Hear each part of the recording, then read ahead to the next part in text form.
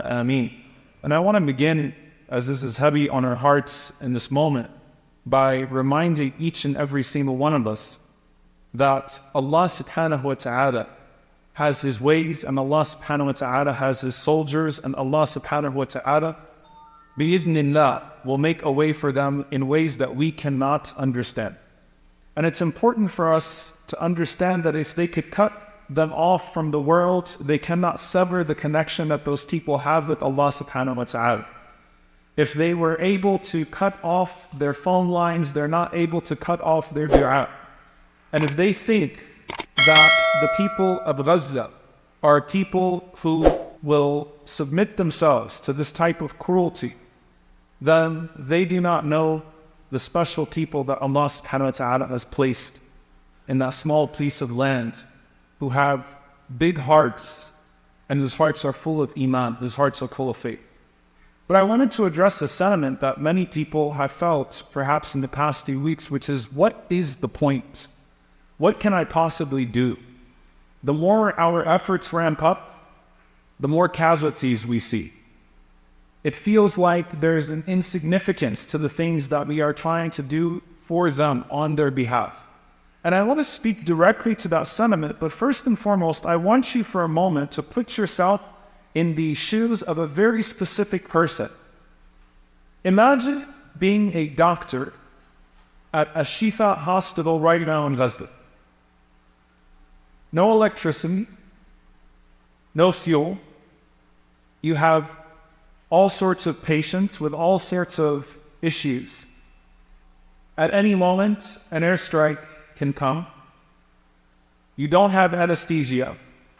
You may have just found out that all of your relatives died a minute ago, but you do not have the time to mourn or grieve them. You have to get back to operating on your patients. I want you to think about what type of willpower it takes to still go there and operate on patients and try to help someone maintain their leg or their arm after it's been damaged in an airstrike, or try to help someone live through even if they don't have any limbs at all at this point, or try to help a 3-day-old fetus survive in that monstrosity, and at the same time carry the grief of your own relatives that have already been killed, as well as knowing that at any moment an airstrike can come and can wipe all of you off of the face of this earth. I want you to think about that. If there's anyone that would be asking what's the point, it would be that doctor. But they're still going. They're operating, subhanAllah, with their cell phones. While we check our batteries to make sure that we can still use our phones so we can check the internet or do whatever it is that we're doing, they charge their batteries off of their cars, and they come back and they use those to perform operations in the darkness of the night while bombs continue to fall on them. What's the point?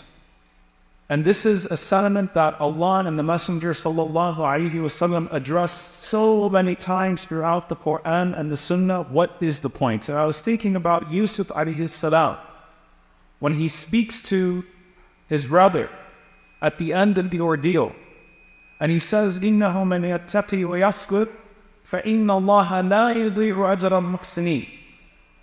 That whoever is God-conscious and patient, Allah subhanahu wa ta'ala does not let the reward of the good doers go to waste. Allah subhanahu wa ta'ala Himself says, وَاصْبِرْ فَإِنَّ اللَّهَ لَا يُضِيعُ أَجْرَ الْمُحْسِنِينَ. Be patient, because Allah subhanahu wa ta'ala does not let the reward of the good doers go to waste. The patience of the people that are under this savagery and this brutality and that are facing what they are facing right now is to stay steadfast